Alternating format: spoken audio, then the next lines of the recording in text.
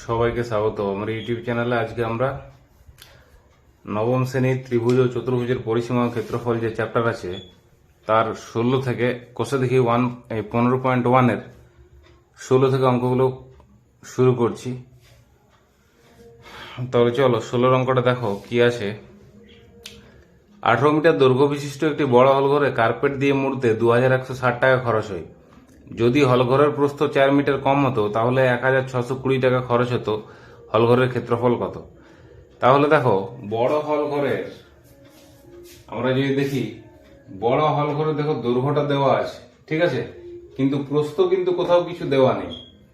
ঠিক আছে, তোমরা দেখো কোশ্চেনটা যদি লক্ষ্য করো, প্রস্থ কিন্তু কোথাও দেওয়া নেই।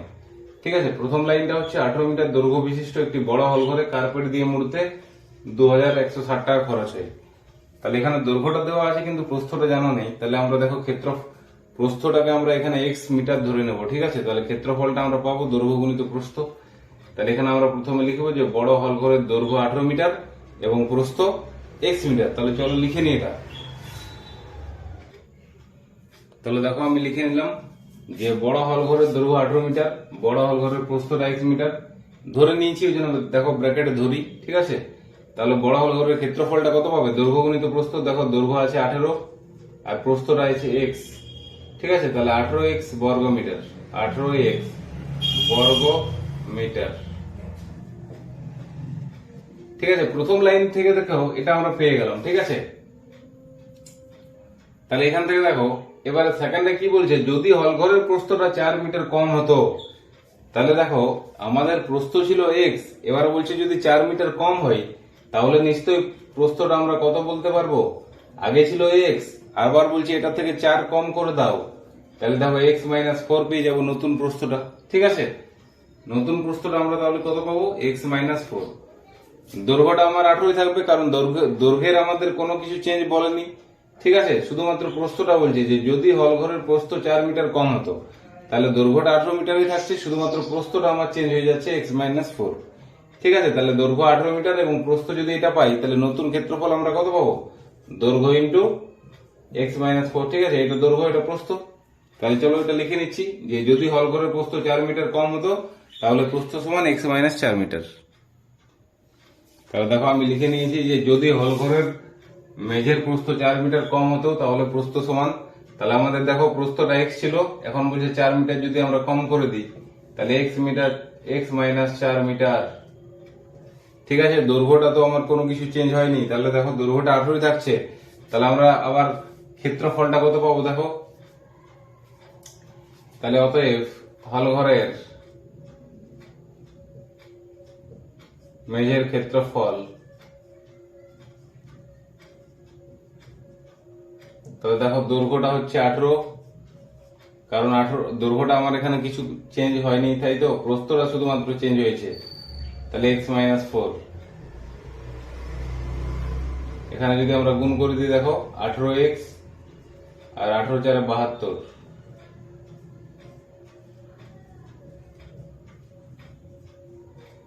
এত বর্গ মিটার। ঠিক আছে,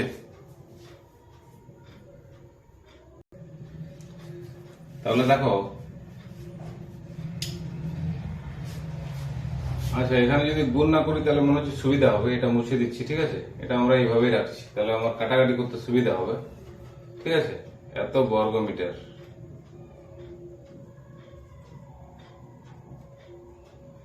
এবার দেখো কি বলেছে যে 18 মিটার দৈর্ঘ্য বিশিষ্ট একটি বড় হল ঘরে কার্পেট দিয়ে মুড়তে 2160 টাকা খরচ হয়। ঠিক আছে, তাহলে এখানে দেখো আমাদের নিশ্চয়ই হলঘরটাকে কার্পেট দিয়ে মুড়ছে মানে কি ক্ষেত্রফলটার কথা বলছে, তাই তো। তাহলে এখানে দেখো 18 মিটার দৈর্ঘ্য বিশিষ্ট একটি বড় হল ঘরে কার্পেট দিয়ে মুড়তে এত টাকা খরচ হয়। তাহলে ক্ষেত্রফলটা দেখো, বড় হল ঘরের ক্ষেত্রফলটা কত ছিল? 18x বর্গ মিটার। তাহলে 18x বর্গ মিটারের খরচ কত হচ্ছে? 2160 টাকা। ঠিক আছে, এখানে লিখবো যে 18x বর্গ মিটার কার্পেট মুড়তে খরচ।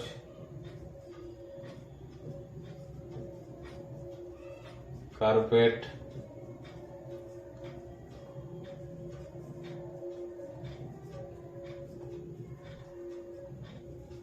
ঠিক আছে, তাহলে খরচটা দেখো কত হয়েছিল?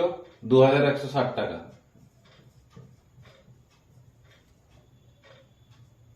ঠিক আছে, তাহলে 1 বর্গ মিটার কার্পেট মুড়তে খরচ 2160 বাই 18x। এবার দেখো যখন হলঘরের প্রস্থটা 4 মিটার কমছে তখন খরচাটা বলছে এত টাকা হচ্ছে। ঠিক আছে, তাহলে দেখো যখন 4 মিটার প্রস্থটা কমে গেল তখন ক্ষেত্রফলটা আমার কত জানা ছিল? তখন ক্ষেত্রফলটা দেখো আমরা পেয়েছি এটা 18 ইন্টু এক্স মাইনাস 4। তাহলে এটার জন্য বের করে দাও, তাহলে তো আমাদের হয়ে যাবে। তাহলে 18 ইন্টু এক্স মাইনাস 4 এত কার্পেট দিয়ে মুড়তে খরচ 2160 বাই 18x গুণিত 18 ইন্টু ব্র্যাকেটে এক্স মাইনাস 4। দেখো 18 কাটা গেল এখান থেকে। ঠিক আছে, তাহলে এখানে এটা গুণ করে দিচ্ছি। তাহলে এখানে 2160 into x minus 4 by x এত টাকা। ঠিক আছে, তাহলে খুব ভালো করে বোঝো। দেখো যখন আমাদের প্রস্থটা 4 মিটার কমে গেল তখন এই ক্ষেত্রফলটার জন্য দেখো খরচ কত হলো। এটা দেখো 18 ইন্টু এক্স মাইনাস 4, এটা তো আমাদের ক্ষেত্রফলটা ছিল যখন আমাদের প্রস্থটা 4 মিটার কমে গেল। তাহলে এটার জন্য দেখো কার্পেট দিয়ে মুড়তে খরচ কত হচ্ছে, এইটা 2160 into x minus 4 by x এটা। ঠিক আছে, তাহলে দেখো এটাও খরচ। আবার দেখো যদি হলঘরের প্রস্থ 4 মিটার কম হতো তাহলে দেখো এত টাকা খরচ হতো। তাহলে দেখো এটা সমানই তো এটা, কারণ দেখো প্রস্থ যখন 4 মিটার কমছে এখানেও খরচটা কত হচ্ছে 1620 টাকা। তাহলে আমরা প্রশ্নানুসারে কি বলতে পারবো, এই দুটোকে সমান বলতে পারবো। ঠিক আছে, কারণটা কি, এটারও ক্ষেত্রফল আমার দেখো যখন 18 ইন্টু এক্স মাইনাস 4 দিয়ে আমরা করছি তখন ক্ষেত্রফলটা এটা পাচ্ছি। আবার দেখো এটাকেও যখন আমরা করছি তখনও দেখো এত টাকা খরচ হচ্ছে। ঠিক আছে, তাহলে দুটোই কত টাকা খরচ হচ্ছে সেটা আমরা পেয়েছি। সেটা কোনটার জন্য, এই ক্ষেত্রফলের জন্য। ঠিক আছে, তাহলে প্রশ্নানুসারে বা শর্তানুসারে সমান করে দিলে আমাদের অ্যান্সারটা বেরিয়ে যাবে। তাহলে দেখো 2160 into x minus 4 by x. ঠিক আছে, সমান কত বললাম, এই খরচটা সমানই কোনটা 1620টা, এটা আসছে। এরপর এটাকে আমাদেরকে ক্যালকুলেশন করতে হবে। ঠিক আছে, ক্যালকুলেশন করে যেটা পাবো সেটাই হবে আমাদের অ্যান্সার। তাহলে বা দেখো 2160 ইন্টু এক্স মাইনাস 4 আর এই এক্সটাকে এখানে গুণ করে দাও, 1620 ইন্টু এক্স হয়ে যাচ্ছে, তাই তো। তাহলে এক্স ইন্টু এটা সমান দেখো 1620 ইন্টু এক্স, এটা পেলাম।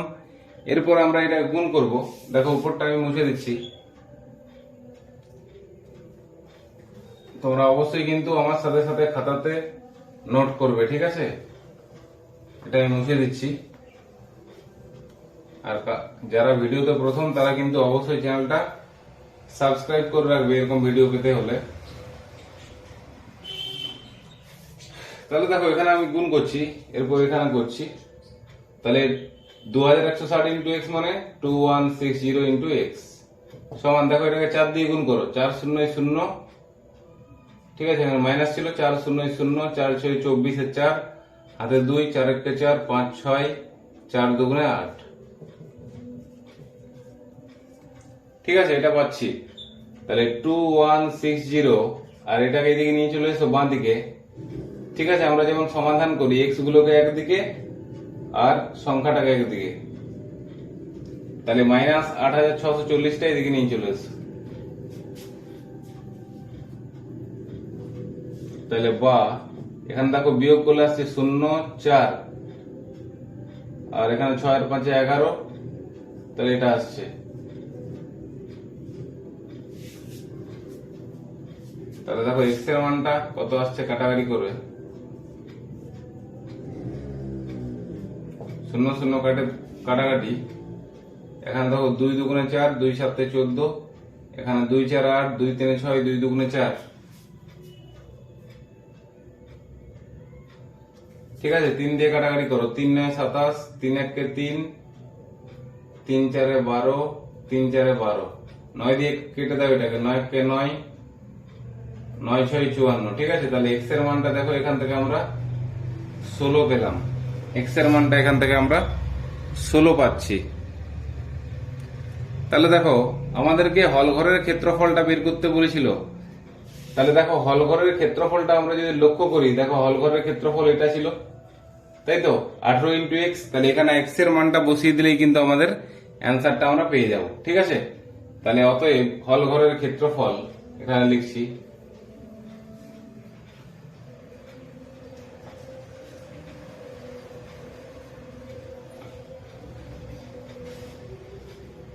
তাহলে অতএব হল ঘরের ক্ষেত্রফল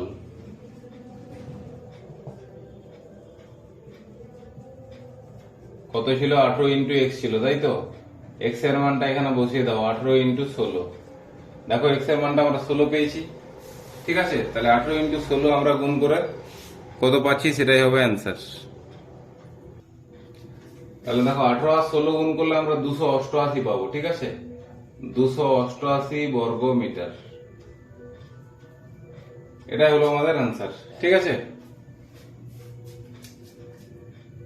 16 নম্বরটার আমাদের অ্যান্সারটা পেয়ে গেলাম আমরা। এটা খুব ভালো করে বুঝবে। যদি কারো কোনো ডাউট আছে প্রথম থেকে আরেকবার অঙ্কটা রিপিট দেখবে, আশা করি তোমাদের প্রবলেম হবে না। ঠিক আছে।